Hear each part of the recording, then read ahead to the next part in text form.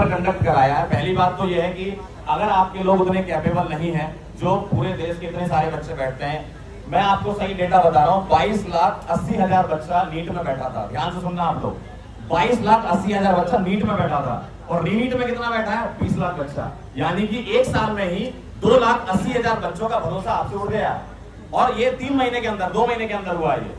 आपने एक पेपर कराया और आप उसका रीपेपर भी करा रहे हो। 2,80,000 बच्चा भरोसा छोड़ चुका है। जबकि अगर तुम सही से पेपर कराते तो वो हो सकता है डॉक्टर बन जाता। और अगले साल इस तरीके से बच्चे अगर कम होते रहे तो हम अपने देश में अच्छे डॉक्टर कैसे दे पाएंगे? जब बच्चा पेपर ही नहीं देगा तो डॉक्टर कैसे बनेगा? तो बच्चों का भरोसा अगर जीतना है तो इस सरकार को एक अकाउंटेबिलिटी लेनी होगी, एक जवाबदेही तय करनी होगी कि पेपर आपके अच्छे से होंगे। और इस साल जो बच्चे हमसे पढ़ रहे हैं, अभी आज ही सुबह मैं क्लास लेके आया हूँ, वो बच्चे ये पूछते हैं कि सर हम पेपर दें कि नहीं दें।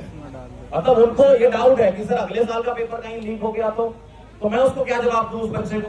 तो मेरे पास भी तो जवाब होना चाहिए एज अ टीचर कि मैं उस बच्चे को जवाब दे पाऊं कि नहीं बेटा तुम्हारा पेपर बहुत अच्छे से होगा, बहुत अच्छे से सारे पेपर कंडक्ट हो रहे हैं। मेरे पास भी तो जवाब होना चाहिए उस चीज का। और अगर सारे बच्चे इस तरीके से, ऐसा नहीं कि नीट का पेपर लीक, बहुत सारे पेपर लीक हो रहे हैं, ऐसे ही पेपर लीक होते रहे तो कैसे आप भरोसा कर सकते हैं सरकार पर? कैसे आप अकाउंटेबिलिटी सेट कर सकते हैं कि नहीं हमारा पेपर अच्छा होने वाला है या हम अच्छे से पेपर दे पाएंगे? एज अ टीचर मुझे तो बहुत दुख होता है।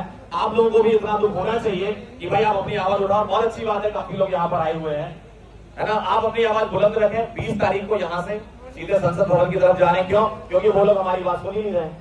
यहाँ पर सोनम सर बैठे हुए हैं। सोनम सर पिछले 19 दिन से हंगर स्ट्राइक पर हैं। अगर एक दिन इनको खाना नहीं मिलेगा ना तो रोने लगेंगे। ये इंसान 19 दिन से यहाँ पर बैठा हुआ है। तो अगर आप सोचो ऐसा इंसान जो, भाई अगर मैं आपको सही बताऊं ना, जितनी इज्जत इस सरकार ने सोनम सर की है ना, जितनी इज्जत की है उससे कहीं लाख गुना ज्यादा इज्जत बाहर के लोग करते हैं।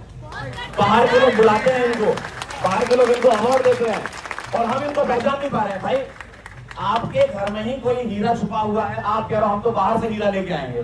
कहां से हीरा लेके आएंगे? हीरा तो ये है आपके पास, इनको ही बचा लो, इनको ही बचा लो। मैं कह रहा हूं अगर ये जीवित रहे तो हमारे लिए बहुत अच्छा काम कर ले जाएंगे, क्योंकि इनके पास वो स्किल है। साइंटिस्ट है यार, साइंटिस्ट होना कोई आसान बात नहीं होती है। बहुत सारा काम किया है इन्होंने, लद्दाख में भी बहुत सारा काम किया और आज हमारे साथ यहाँ पर खड़े हुए हैं। क्योंकि ये आगे आकर के सोचो इनको क्या फर्क पड़ रहा था कि यहाँ आते। और लोग बोलते हैं कि इनको सत्ता का लालच, काय का लालच है भाई? सत्ता चाहिए होती सर कब का ले लेते, अपनी खुद की सत्ता बना लेते। सर बात कर रहे हैं व्यवस्था परिवर्तन की, सर बात कर रहे हैं आप लोगों की, हम लोगों की, हमारे परिवार की, हमारे बच्चों की, इस देश की। तो अगर ये सब बातों के लिए ये यहाँ पर आ सकते हैं तो हम लोग क्यों इकट्ठे नहीं हो सकते?